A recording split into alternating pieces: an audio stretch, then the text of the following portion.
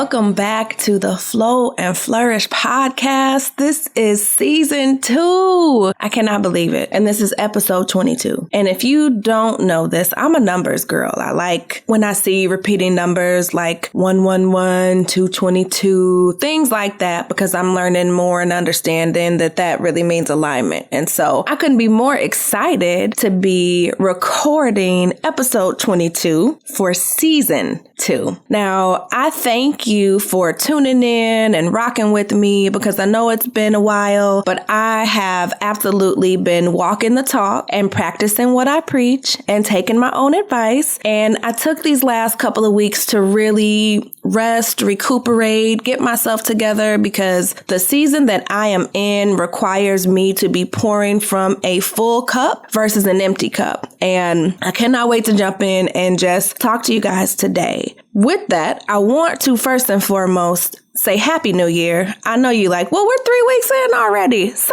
what? Still, Happy New Year. This is around the time where people start, if they haven't already, backing up from those goals and resolutions and all of that good stuff. So I am here to just keep encouraging you to not do that. We're just 3 weeks in. It takes one day at a time, making one small step. So we are in this together, and this podcast this season is really going to help you get your whole life together. I'm going to be focusing a lot more on the capacity piece because as I've gone and talked a little bit about who I am, where I'm from, why I'm doing this, I really want to make sure that I'm giving you a ton of value so that you can apply things to your life. So you can expect, lots of interviews, not only from myself, but a bunch of other phenomenal women, just like I had in season 1. And if there are things that you want or that you want me to talk about, make sure you DM me. Like, don't be a stranger, okay? I don't bite. Come find me on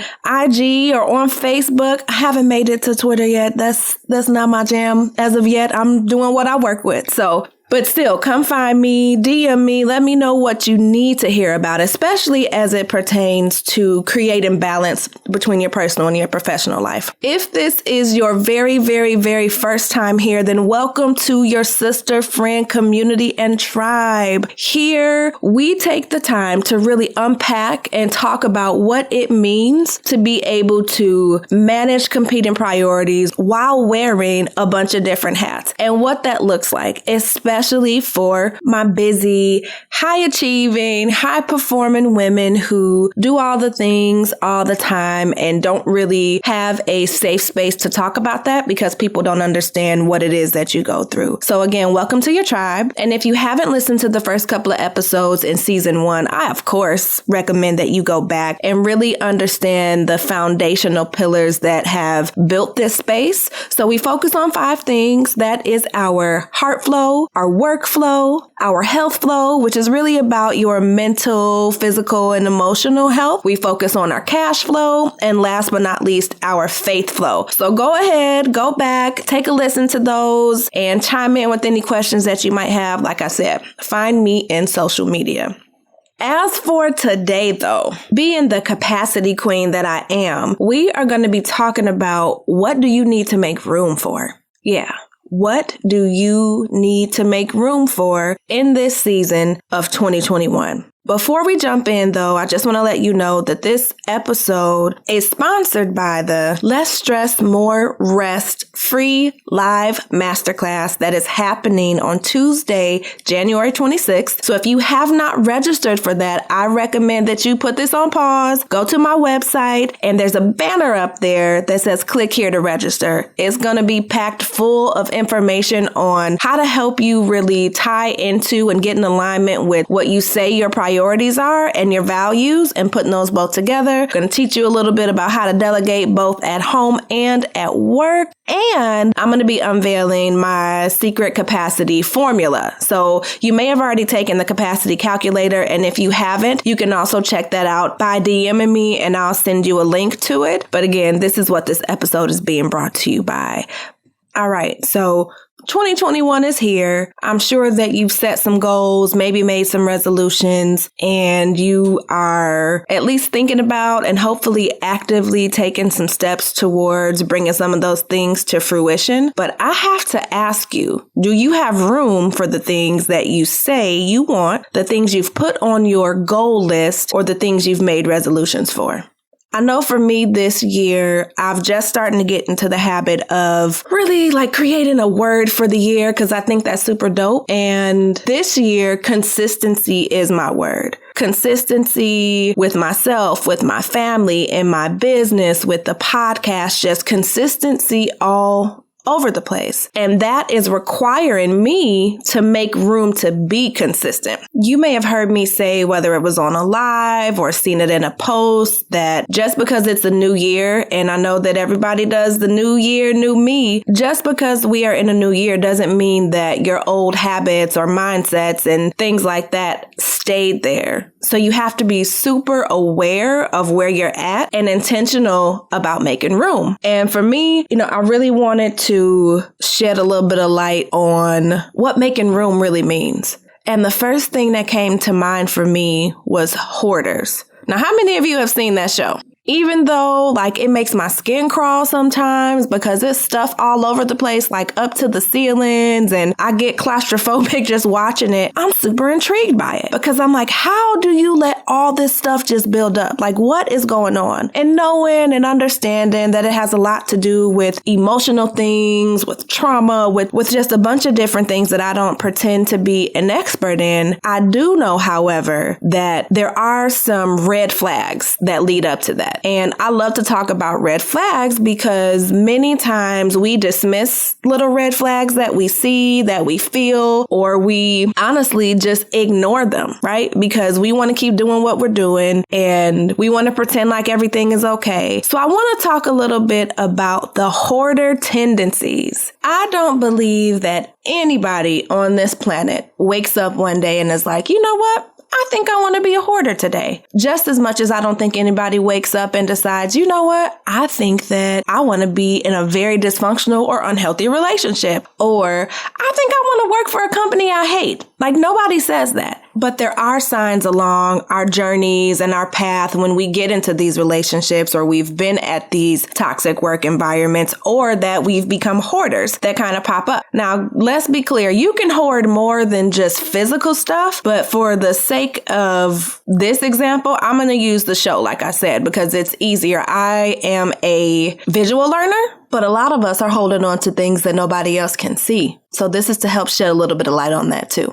All right. So what are some hoarder tendencies? The first one that I really came across was excessively acquiring items that are not needed or for which there is no space. Now, how many times have you been to a garage sale or an estate sale, even at the grocery store, right? And you're purchasing stuff that you know you don't have no room for. That's a hoarder tendency. It may not seem like it on the surface, and it might start out as sweet and innocent, but if you are constantly or excessively getting things that you don't need, and things that you don't have space for, you're having a hoarder tendency. So I want you to think about that. I know my coach and big sister, aka best friend in my head, Miss Patrice C. Washington, talks about information hoarding. Many of us throughout this last year with COVID hitting have been forced to figure out a way to make things work.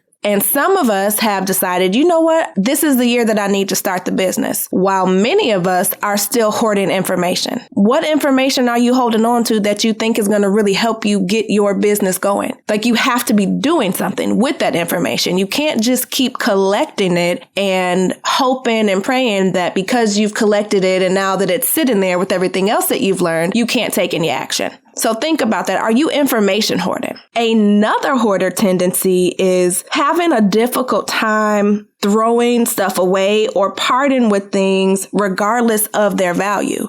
Now, this was a tough one for me because, like I said, in order for me to really do what I'm doing and do what God has called me to do in this season, there are a lot of things that I've had to be honest with myself about that no longer serve me, right? That are no longer valuable to me. And part of that is how I spend my time. Now, while I value my friends, my family, being able to get together and, kick the bobos, as my stepdad would say, my time for me and the way my goals are set up needs to be used wisely. And so that means I may not be sitting on the phone as long. I may not be as accessible. And that doesn't mean that I don't value the person, but I just value my time more. And so I want to ask you too, are there things in your life, people, places, things, relationships that you're holding on to that don't even have value anymore? And if there are, why are you holding on to them? Because that's a hoarder tendency. Again, it may look and feel small and innocent, but when you end up holding on to people, places, things, stuff that has no value, it leaves you absolutely no room to be able to achieve the goals or resolutions or ideal level of success that you have.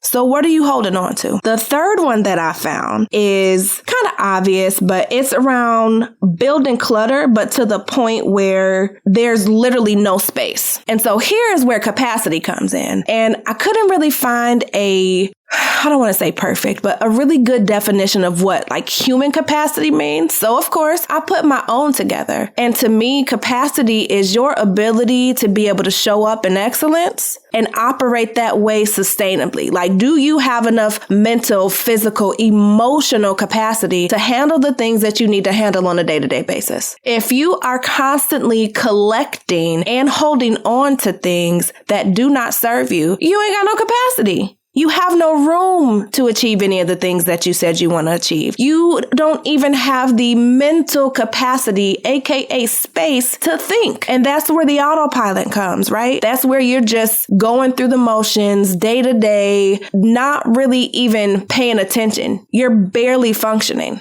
And I'm going to do a whole episode on functioning versus fulfilled. But when you're operating at capacity because you keep collecting things and then holding on to those things, you're building clutter in your mind, clutter in your heart, clutter in your relationships. I don't know if it was on Facebook or what it was that I was watching. I'm a huge fan of Steve Harvey, always have been. But he was talking about how he wanted to get a new car, and his mom kept telling him without telling him, baby, you got that big old hunk of junk sitting on these bricks. And it wasn't until he was able to physically remove that car that he was able to get a new one. So how are you going to make room for a new job when you're still holding on to the old one? How are you going to make room to take care of yourself when you're still operating from different limiting beliefs and mindsets that you have that no longer serve you? Help me answer that. Think about that for a second. What do you need to make room for? And in order to make room, you got to get rid of some stuff.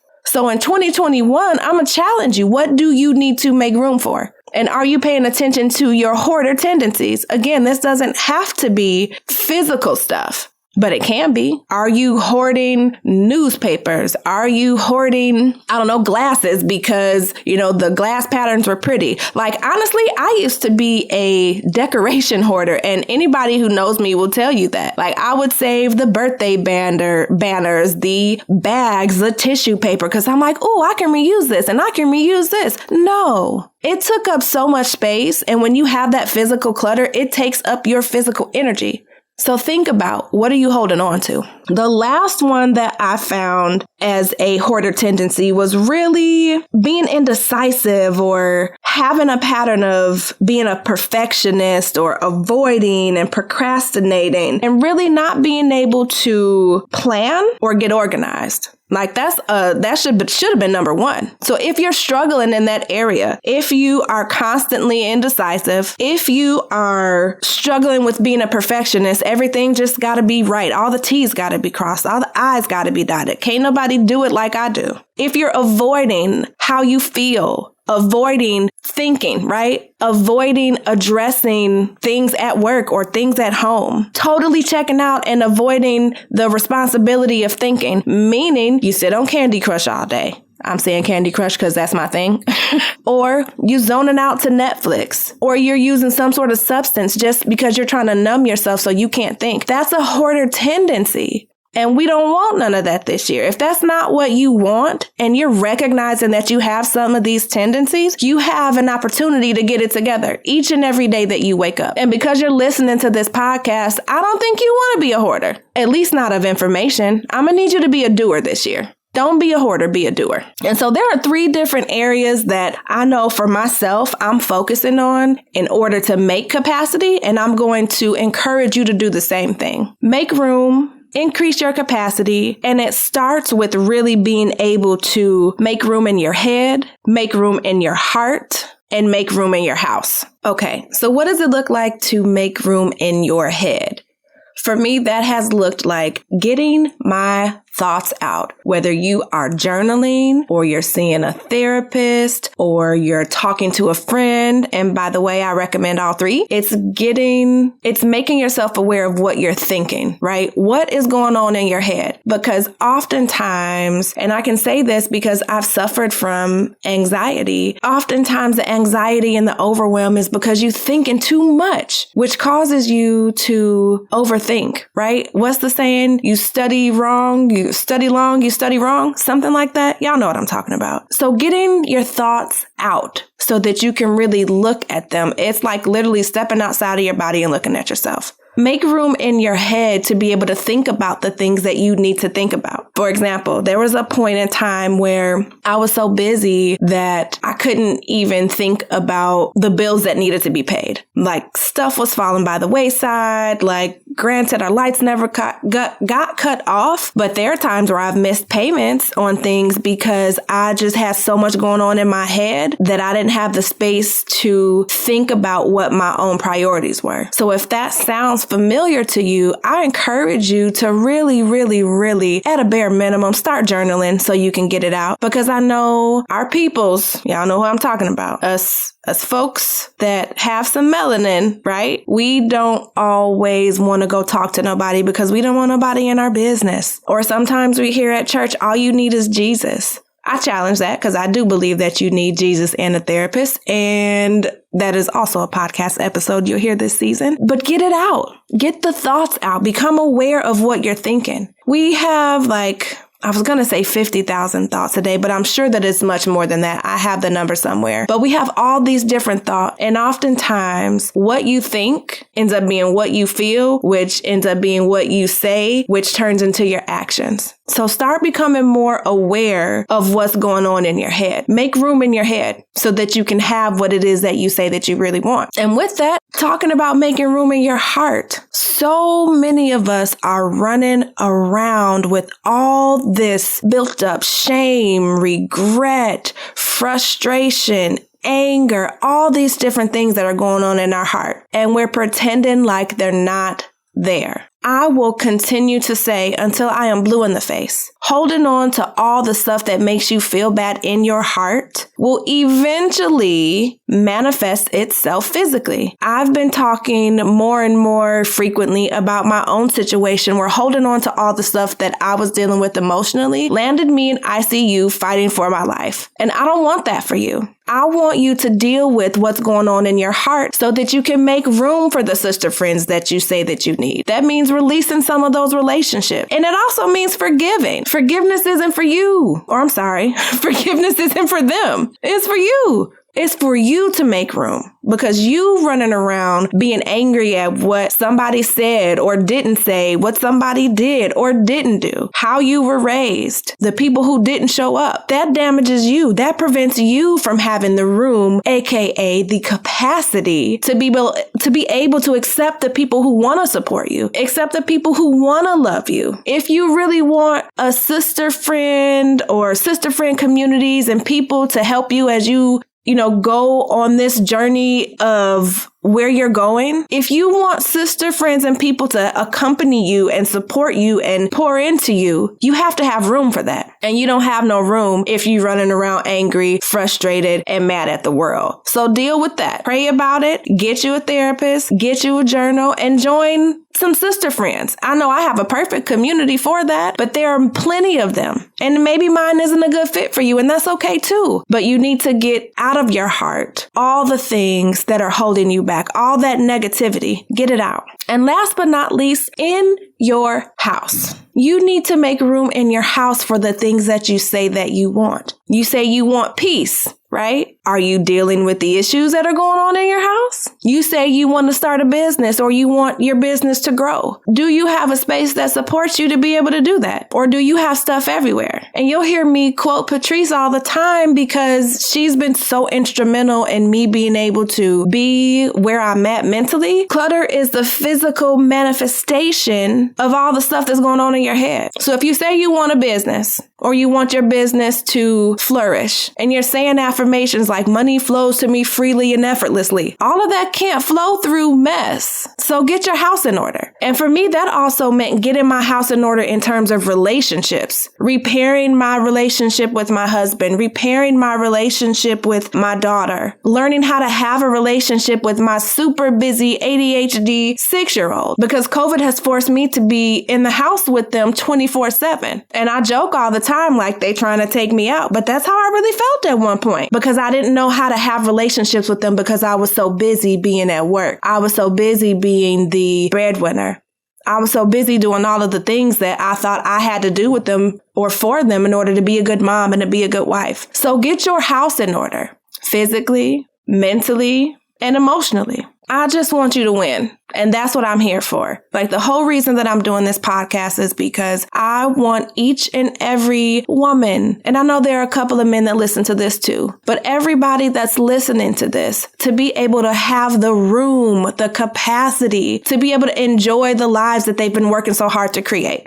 And when you're holding on to stuff that no longer serves you, when you are obtaining things that you don't even have room for, then how are you literally going to do the things that you say you want to do? How are you going to stand up and be the person that God called you to be? How are you going to become the best version of yourself if you're still holding on to who you used to be, or you're holding on to, things that you're not proud of and you're letting that hold you back? You can't. It's impossible.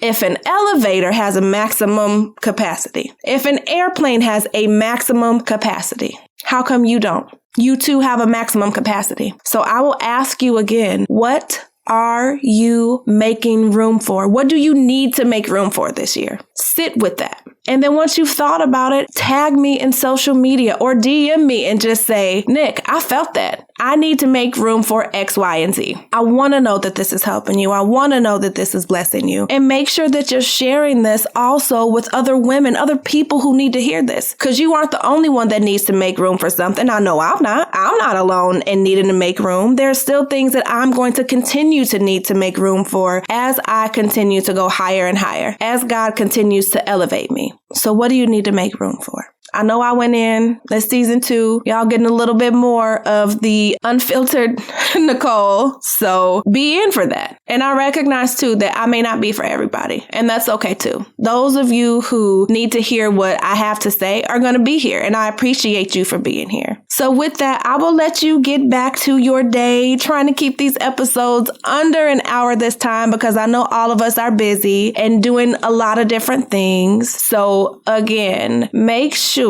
that if you have not yet, subscribe to this podcast because there is so much more that is coming. Also, make sure you are on my email list because I have some fantastic announcements and only those on my email list are going to get them. And if you haven't, please make sure you go register for my free live masterclass happening at the end of this month so that I can help you figure out how to flow and flourish between your personal and your professional life. And as your capacity coach, it is my pleasure to be able to serve you and to be able to help you do just that, to help you create balance between your personal and your professional life without ever having to sacrifice yourself, your family, and what matters most to you. Until next week, stay safe, stay healthy, prioritize your self-care because it is not a luxury, it's a necessity, and I will talk to you soon.